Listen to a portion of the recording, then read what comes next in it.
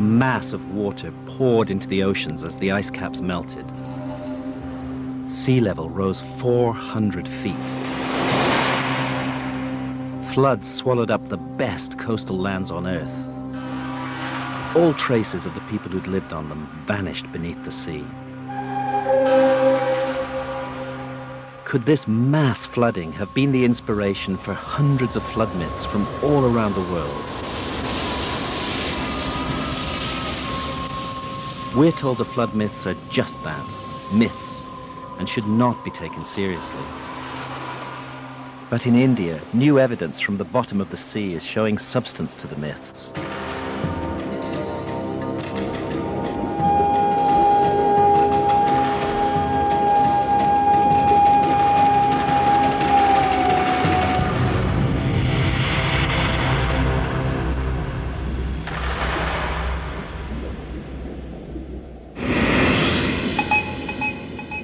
This is the Gulf of Cambay in northwest India.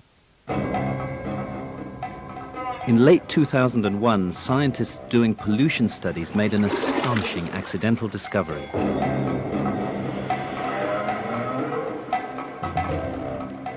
"25 miles from shore, at a depth of 120 feet, they picked up traces of two ancient cities covering a large area of the seabed. The discovery threatens to overturn everything that archaeologists have believed about the origins of civilization. They found two cities the size of Manhattan with massive walls and plazas.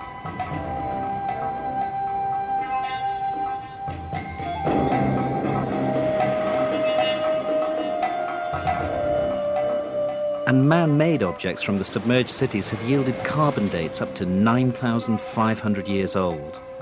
That's about 5,000 years older than any city discovered by archaeologists anywhere. It means we could be dealing with a civilization lost at the end of the Ice Age. Perhaps even one of those that the flood myths speak of, which flourished before history began.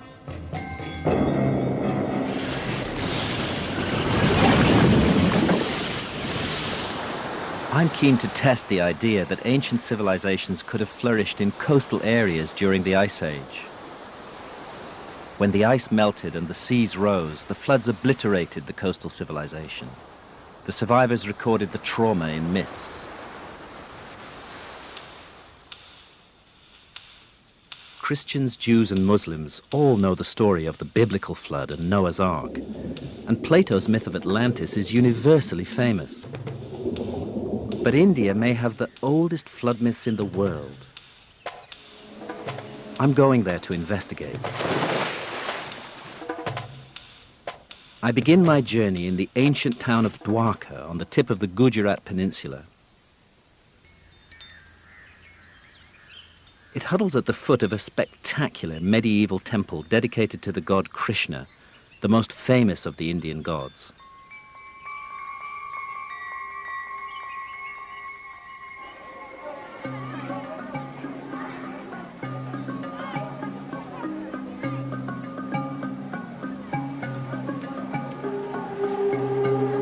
The temple is built on top of earlier temples, dating back more than 3,000 years. It commemorates a mythical city, said to have been established by Krishna before the flood and destroyed. On the same day that Krishna departed from the earth, the ocean submerged Dwarka.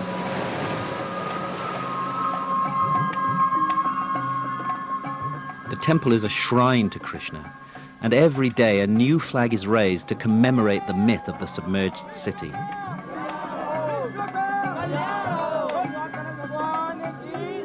Every year, hundreds of thousands of pilgrims flock from all corners of India to mingle in its courtyards and bathe in the ocean's sacred waters. But would the myth point the way to an underwater find?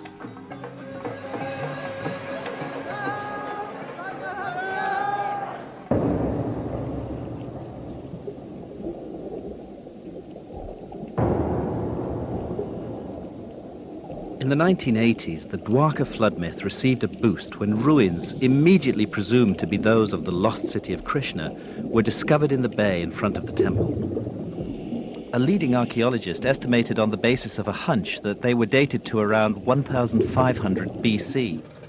But since there's no real evidence for that date, I want to take a look at them myself.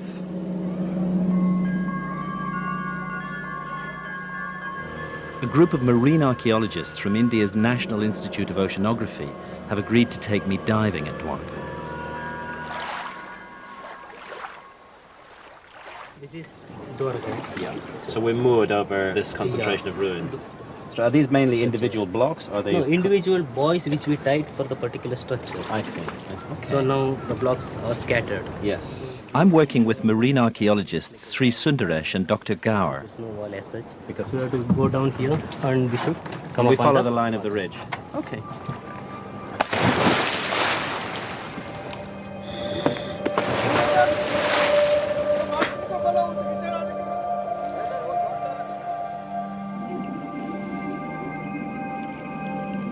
What's hard looking at structures underwater is to be sure whether strange-looking objects are just weird natural formations or whether they've been cut and shaped by man. It becomes clearer when you find clean-cut individual blocks like these. The next question with any underwater site is, how old is it? This site is so shallow and close to the shore that recent earthquakes could have submerged it, not necessarily rising sea levels at the end of the Ice Age. So it wasn't a big surprise to learn that Sundaresh and Gaur are now dismissing these finds that are merely hundreds of years old. This clearly can't be the ruins of the ancient mythical city of Dwarka. Stone anchors of a type made in India in the Middle Ages prove that the ships of that time once moored here. So anchors precisely we are dating between 8th century AD to 14th century AD. So I think structure also may fall in that period. So we're talking actually about a medieval site? Yeah, medieval period. Do you accept the conventional dating of 1500 BC or so for this site, or do you think we should put a big question mark over that date? I think you have answered the question. We should put a big question mark over I mean, we have not found any material evidence on which we can be sure about the date. Right. Till we find any datable material artifact, we'll have to continue our search as and when we can. Yeah. Have you ever gone like 10 kilometers out that way? So for 10 kilometers away from here, no, we have not dived. We have gone up to 2 kilometers.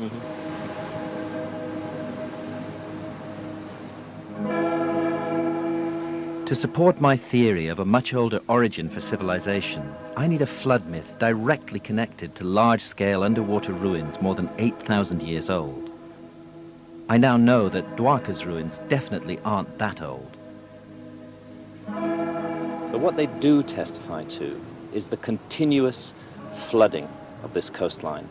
And the science tells us that we're here inland to what was once an enormous antediluvian domain extending more than 50 kilometers out to sea. The archaeological surveys here haven't even begun to test the myth.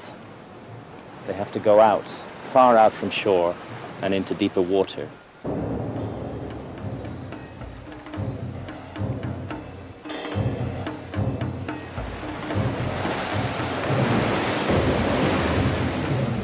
The myth of Dwarka is part of a larger and older cycle of Indian myths that speak of a flood survivor, Manu, who becomes the father of future mankind.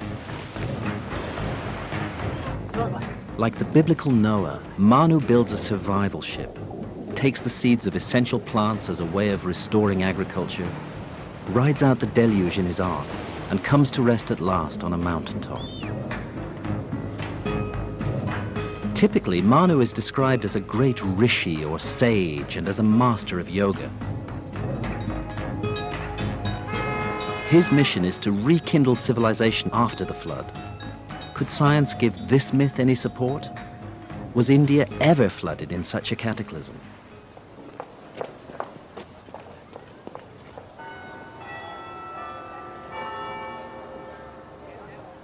To find out, I travelled to the north of England, to my old university, Durham, to meet one of the world's leading specialists on sea level rise, Dr. Glenn Milne of the Department of Geology.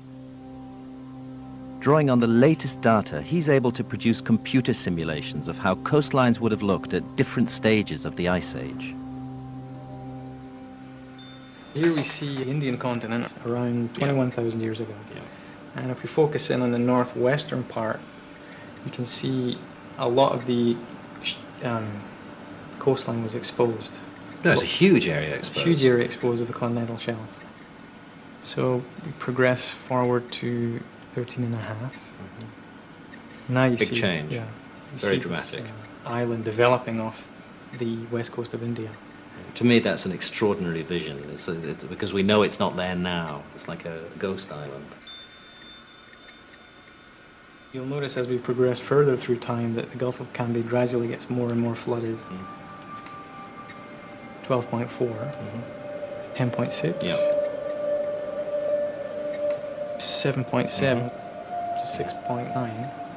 Bang. Ah, huge So, change. Quite dramatic. Well, in that 800-year window, the Gulf of Cambay is inundated.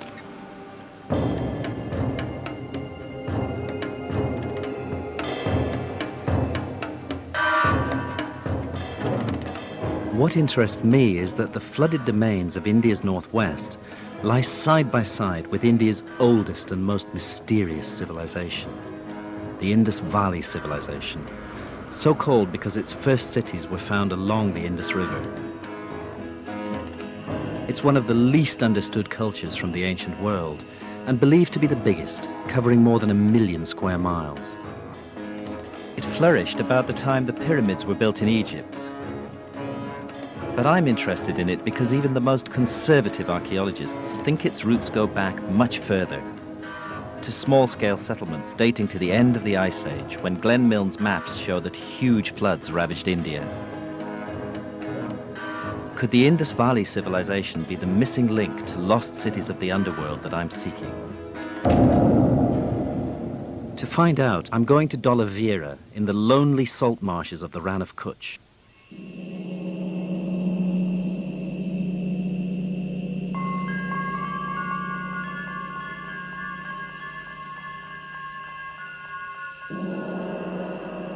It's one of the largest and best preserved ancient cities of the Indus Valley civilization. To explore the missing link, I'm searching for clues about its heritage and the ideas that made it tick. Archaeologist Dr. Bisht has been working on the whole Indus Valley mystery. Can you actually say how old the site is? Are you sure of that? That's around 3000 before Christ. 5,000 years ago. 5,000 years ago, that's correct. A small fortress was laid out here, quite a strong one. That fortress was converted to a castle.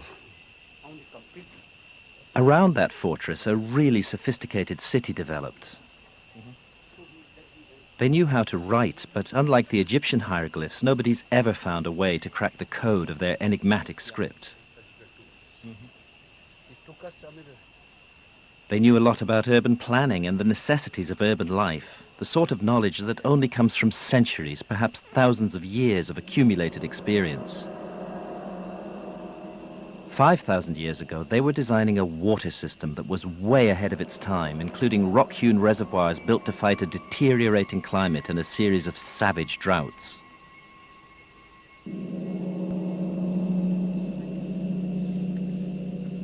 Civilization like this doesn't emerge overnight.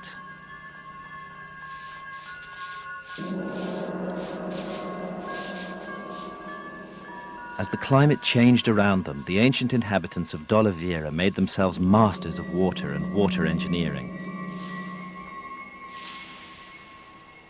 They cut this huge cistern out of solid rock, and then they lined it with beautifully cut pieces of masonry. It's a wonderful achievement to keep and preserve the water through the dry times, to ensure the population's needs were met.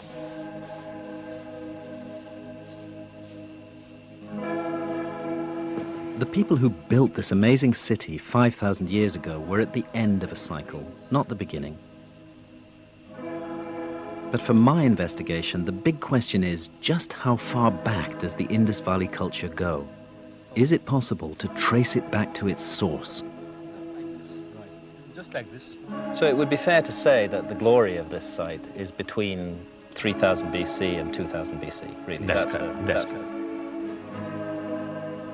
What about before 3000 BC? Before 3000 BC, what was there, we do not know.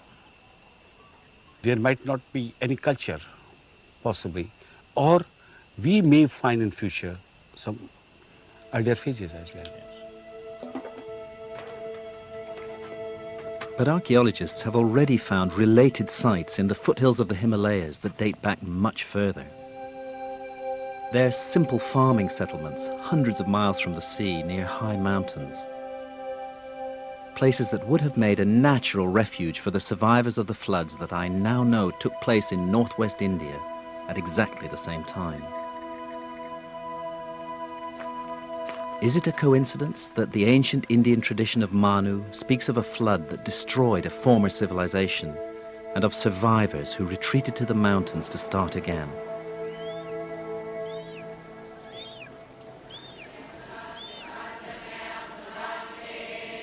The myth of Manu is part of a vast oral tradition that includes the Vedas, India's most ancient scriptures.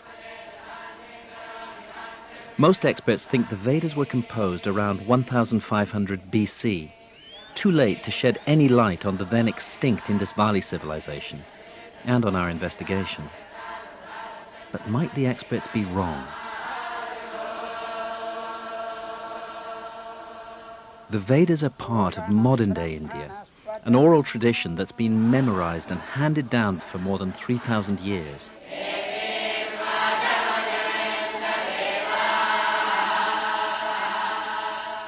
But if an oral tradition can survive for that long, why not for 6,000 or even 9,000 years? Could we find in the Vedas a clue to the missing link between the Indus Valley people and the end of the Ice Age?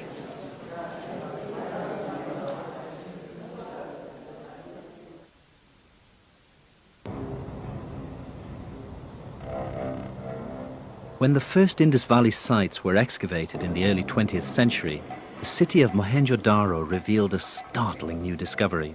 I want you to imagine for a moment that you are back in 1500 BC and are looking out over the straight streets and brick houses of Mohenjo-Daro.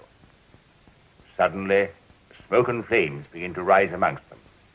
And up one of the main streets, there streams a horde of swordsmen led by a swaying figure in an outlandish chariot. The story I'm telling you is not fantasy. It is a literal interpretation of actual discovery. This is where one of the massacres took place. Sir Mortimer Wheeler was one of the 20th century's most influential experts on the Indus Valley civilization and helped to shape the accepted view of its origin. 34 centuries after it happened, the archaeologists of the 20th century found these bones of the massacred, mute evidence of how an age-long civilization perished within the hour. Wheeler was one of those who believed that groups of marauding nomads invaded India from the north and west around 1500 BC. According to this Aryan invasion theory, the Vedas were the scriptures of the nomads, not of the civilized people of the ancient Indus Valley cities.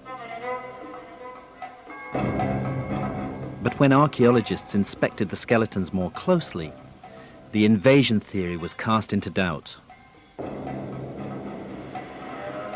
Professor B.B. Lal was a student of Wheeler's at Mohenjo-Daro, but questions the conclusions that Wheeler drew from the placing of the skeletons in different levels.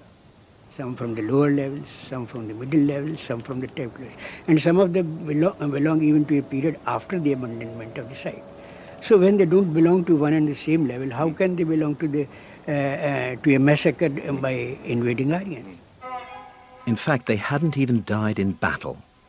When examined, the skeletons had indeed come from different strata, meaning that they died at different times. The Aryan invasion theory should have died too. But since it was taught as established fact for most of the 20th century, it dies hard.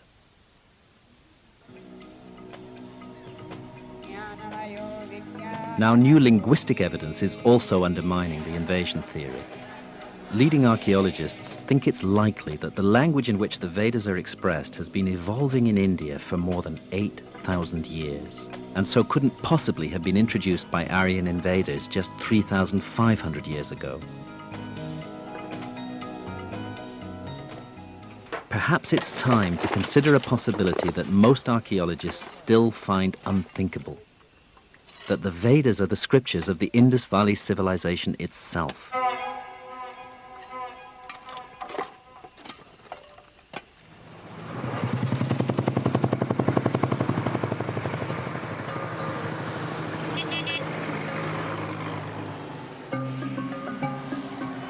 I went to the Indian capital, Delhi, to discuss the problem with Dr. David Frawley, one of the very few Westerners recognized as a teacher of the Vedas.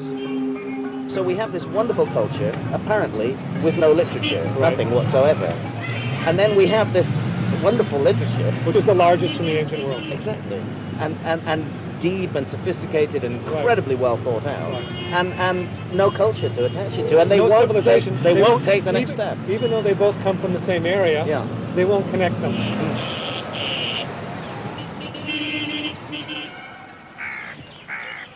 The result, says Frawley, has been a huge missed chance to know more about the amazing Indus Valley civilization and to explore its mysterious origins.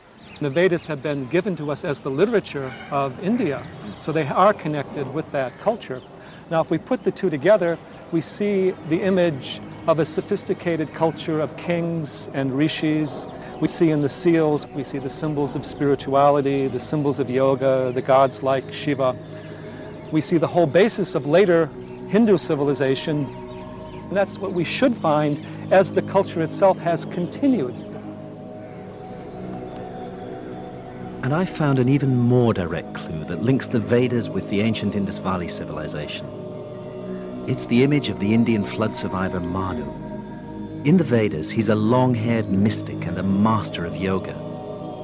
The image of just such a mystic, seated in a recognized yoga posture, turns up on a seal more than 4,700 years old, found at the Indus Valley site of Mohenjo-Daro. Slowly open your eyes. Hello, Mr. Graham. Nice to see you here. Welcome. I have a question that I want to ask you, which concerns this ancient image. I'm wondering if you recognize this position. This is called as Mula Bandhasana. It is said to be seated on the lowermost part of the body. He is trying to raise his energies up. Supposed to be a very difficult posture for the practitioners of yoga. In an advanced position, you try to slightly raise yourself and sit on the heels. And slowly you swing your legs like the wings of the butterfly and slowly bring it down. In due course, this comes down and touches the floor. Right. That's what we're seeing here, yes. The seal tells us that yoga was being practiced in an advanced form nearly 5,000 years ago. Yes. How old do you believe yoga actually is?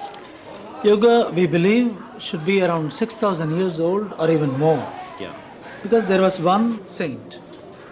He is said to have codified all this yoga into a form. But this is 6,000 years ago. This 6,000 years that he ago. codified. Yes. Which means that it was existing much before that.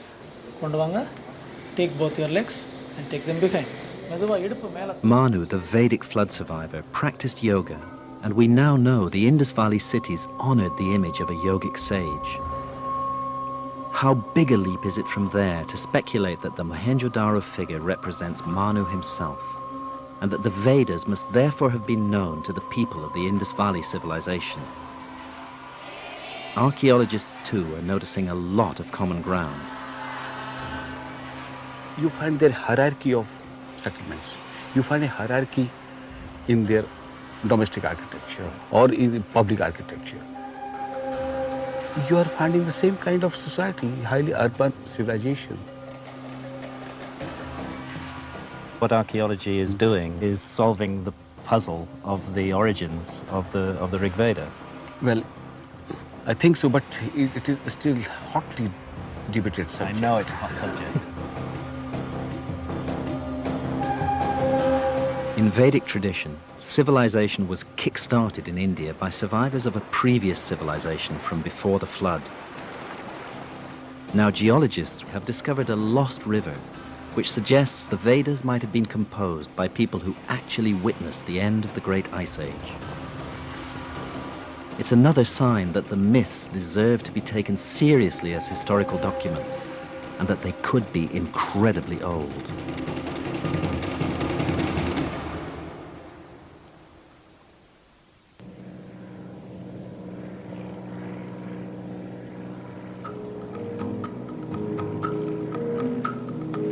I'm looking for the lost Indian civilizations spoken of in flood myths. India's oldest known civilization can be traced back to the end of the Ice Age. It is cheek by jowl with lands flooded at that time. Today, the Rann of Kutch is one of the most inhospitable areas on Earth. But around the end of the Ice Age, a vast river flowed through it, making it rich and fertile. The river was the Saraswati, and it's repeatedly described in the ancient scriptures. This river, Sarasvati, with fostering current comes forth. The flood flows on, surpassing in majesty and might all other waters, pure in her course from the mountains to the ocean. We don't see such a Sarasvati river today, but your remote sensing technology tells us more of the story. The river Saraswati originated in the Himalayas and flowed down this channel, which is dried up. Still it can be made out. Yes. With the latest satellite images, we can trace the original course of the river from the Ice Age glacier all the way to the ocean, just as the myth says. You see here as a dark colored channels. It flowed parallel to the Indus River and took a southward turn, and further flowing, it finally joined with the Rann of Kutch. It seems to be a huge channel at this point. More than 22 kilometers. 22 kilometers broad. It is described in the Vedas that it was mightiest river of that time. Mm-hmm. Right, and that would be what sort of period? Certainly the river was flowing 10,000 years and it continued up to say 6,000 years before present. Because the Vedas described the Saraswati when it was in full flow, Dr. Gupta's confirmation that it stopped flowing 6,000 years ago has one obvious implication. At least some parts of the Vedas must have been composed earlier than 6,000 years ago, during what archaeologists call the pre-Harappan period that led up to the Indus Valley civilization. Not only we have the ancient Saraswati river, what is extraordinary is that we find pre-Harappan settlements on the old Saraswati channel. It's revolutionary enough to suggest that the Vedas could date back to the Indus Valley civilization. Today, however, more and more Indian scholars are reaching the view that they could be much older than that. It is not only an issue of Harappan and Vedic civilizations being one and the same, but the fact that the Rig Veda was prominently, I would say predominantly, pre-Harappan. Harappan civilization, somewhere I think I have called it the twilight of the Vedic age. The Vedic age ended with the disintegration of the Harappan civilization. And the most amazing discovery might date the Vedas to more than 11,000 years ago. Leading experts from the Geological Survey of India have argued that there are verses which literally depict the glacial meltdown at the end of the Ice Age. I will declare the manly deeds of Indra. He slew the dragon, then disclosed the waters. The waters glided downward to the ocean, and many seas filled full with waters. We do find in the Rig Veda dominant symbolism of Indra destroying the dragon who lives at the foot of the mountains and releasing the waters to flow into the sea. And this is very much an end of the Ice Age myth, where the great glaciers broke up and the whole area of North India became filled with great rivers and became a very important area of habitation. So the symbolism is there of the cataclysm.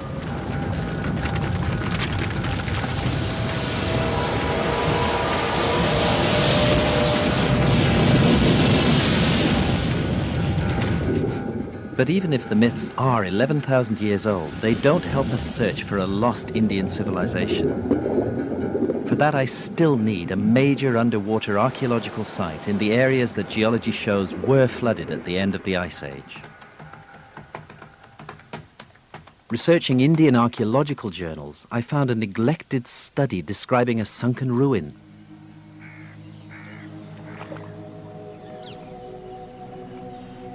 It was in an area that I knew had been flooded at the end of the Ice Age, and there's a flood myth pointing straight to it.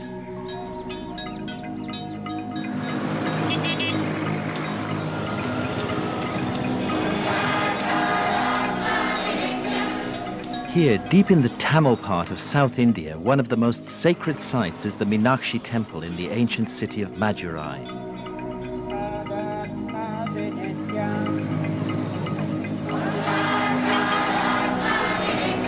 Tamil myths say the temple was established by the survivors of a flood. According to the myths, the survivors had belonged to an earlier and highly advanced civilization. Its most famous achievement before it was swallowed by the sea was a great academy or sangam for the perfection of human knowledge.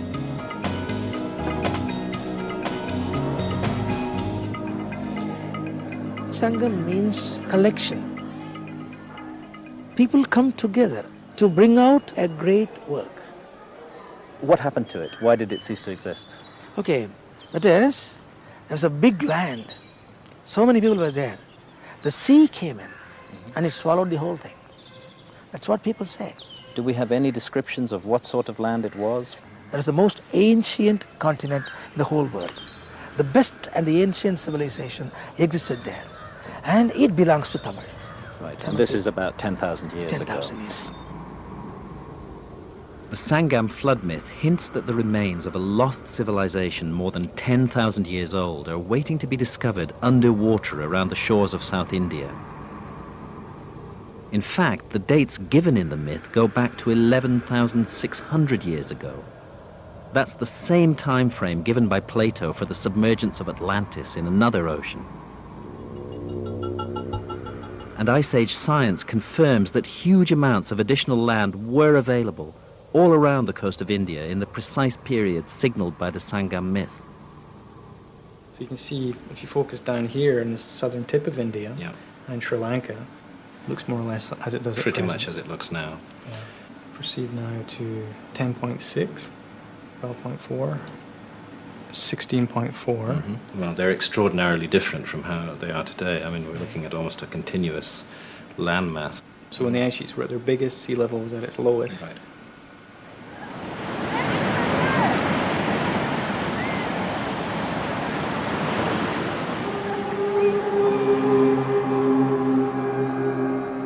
So the next step of my journey is to go to the coast, to search under the waves for the hidden history of that lost, flooded terrain. This is the Granite Shore Temple at Mahabalipuram. It stands overlooking the Bay of Bengal in southeast India and is one of several dozen extraordinary rock-hewn structures scattered along the coast.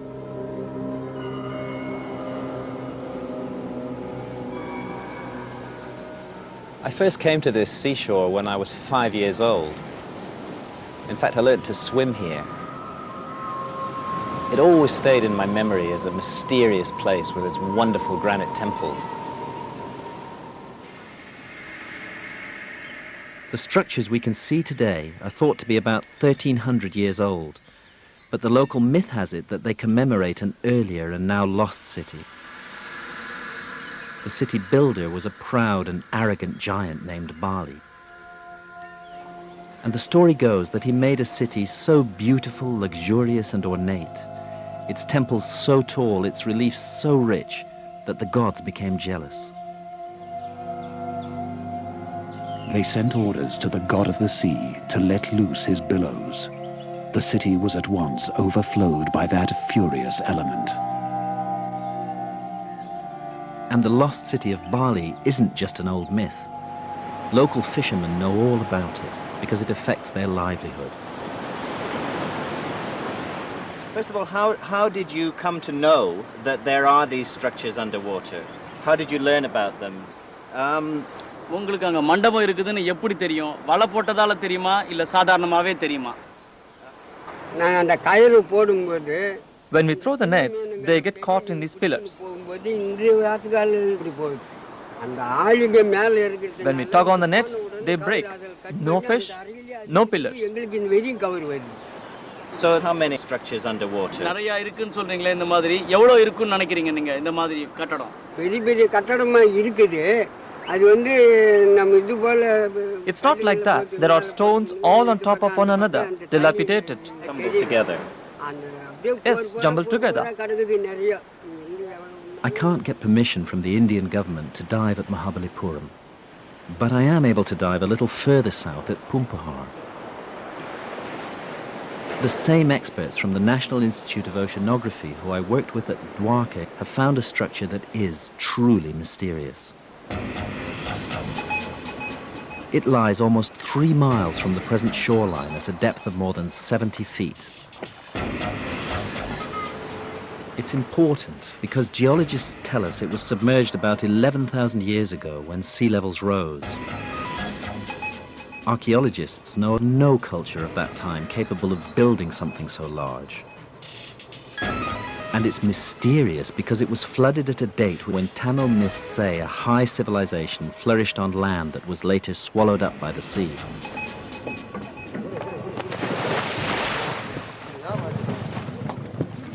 Here, as at Mahabalipuram, underwater structures provide perfect shelters and breeding grounds for fish. Dr. Gower explains before the dive that archaeologists don't believe in lost civilizations 11,000 years old. To construct a so big structure, I think it's about 40 meters in length. It's a big structure. Yeah. When we come to here in this particular area, if you see the structure, such a big one, it means they have a very great technology.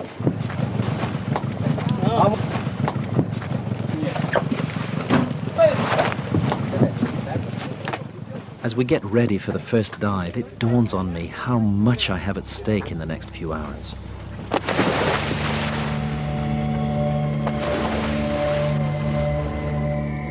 Because if the structure I'm about to see really is more than 11,000 years old, then it is, almost by definition, the work of a lost civilization.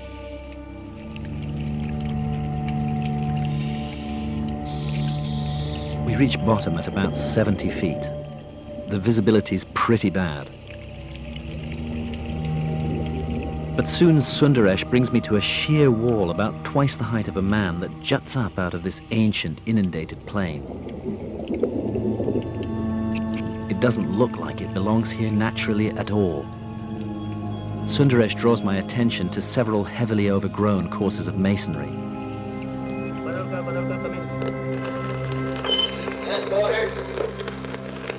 Have you checked, Martin?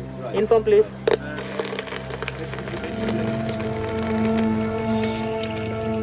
A little further along, Sundaresh points out a second area of partially exposed construction blocks.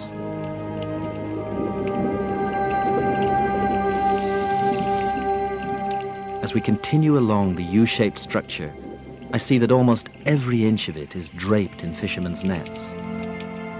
It feels a bit eerie.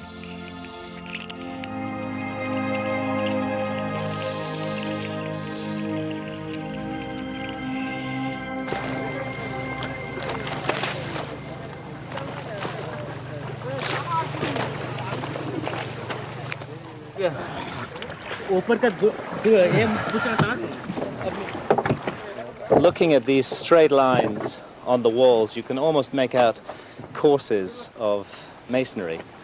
I'm in no doubt that we're looking at a man-made structure here. There is a lot of growth on it. On reviewing the dive on deck, what convinces me is these clear courses of individual blocks. And the way that the U-shaped structure sticks up so unnaturally from the flat sea bed. A computer model of the structure from measurements taken by the NIO reveals the overview that the murky waters hide from divers and shows that other structures stand nearby. Perhaps it was an enclosure for ritual purposes. Back on deck, Kamlesh Vora, the expedition leader, confirms that further anomalies have been identified in the same area. There are another port structures around, north of this place and south of this place, where we feel that, or we believe, or we know from the people saying that there are submerged structures below. This is one place, maybe an isolation. But if 3 or 4 structures along the coastline, if they give us some good unified... And if you can plot the relationship of the structures to each other. We should put all the data together. And well, it seems to me an area that deserves more research. Mysterious. Mysterious, exactly. A couple of months after I dived at Pumpahar, a news story, not picked up elsewhere, appeared in the Indian press announcing the discovery of 2 lost cities 120 feet under the sea off northwest India. Precisely where Glenn Milne's maps had shown a huge loss of land at the end of the Ice Age. I felt as though I was being shown the Holy Grail. Nothing could stop me from going there.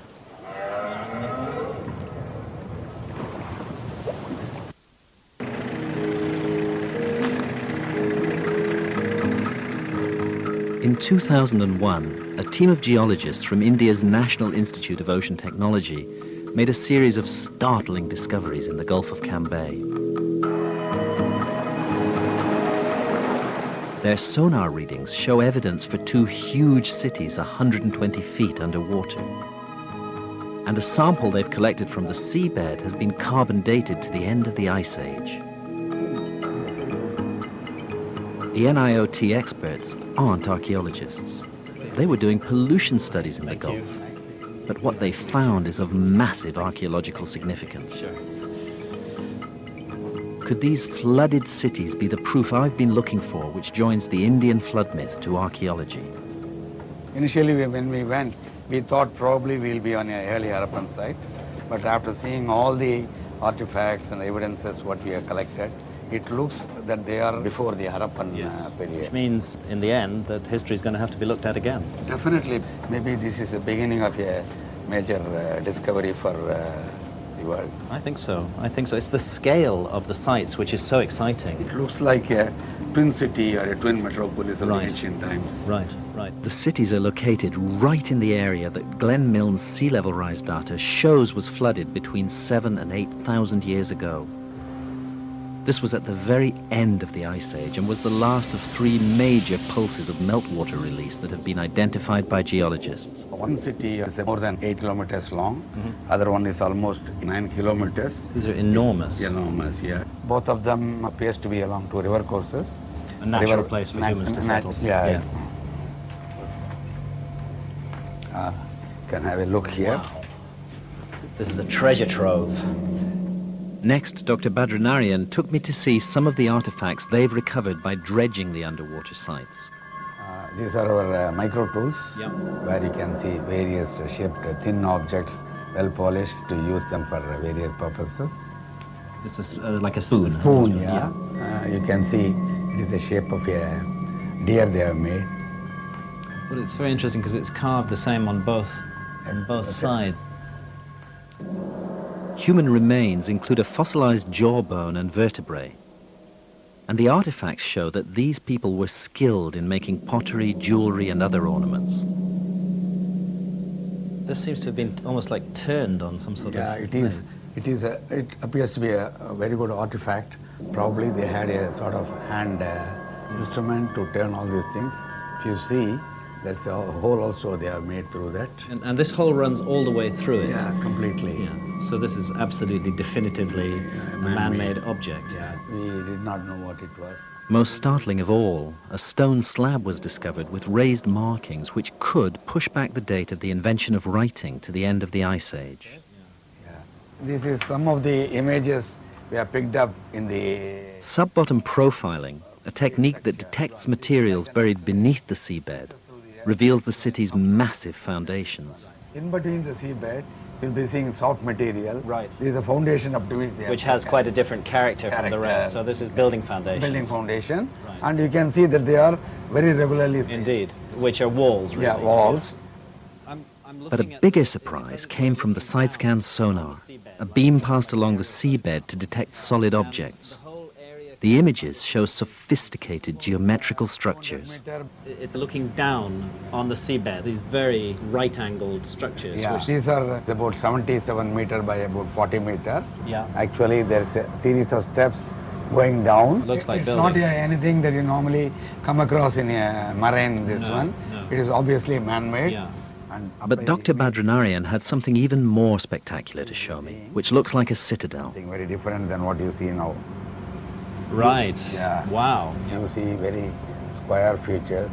Yeah, and I can see a lovely series of right angles here. Yeah, they're all platform-like features. Yeah.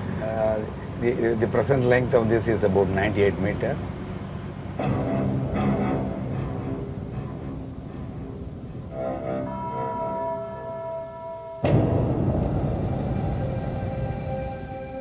We've created a computer simulation of the citadel. It gives some idea of the ambition and extent of the great buildings for so long lost beneath the waves. How long might this society have existed before it was flooded? All I want to do is go diving right away. But it's December 2001. There's political tension in the neighborhood, and Indian naval intelligence has politely but firmly declined my request to dive. Even the NIOT scientists themselves haven't dived yet, and until they do, or someone does, a question mark must hang over the claims that are being made. But the case is getting stronger all the time. A month after I met them, the NIOT released the results of carbon dating on the artifacts recovered from the sunken cities. The results caused a sensation around the world. One of the objects was dated to 7,500 BC. That's 4,500 years before the cities of Mesopotamia and Egypt. How long would it have taken a civilization that was already here 9,500 years ago to build cities on this scale? We could be looking at a previously unknown high culture in existence around the coastal margins of India from perhaps as much as 12,000 years ago. And that's precisely the period when the U-shaped structure at the bottom of the Bay of Bengal was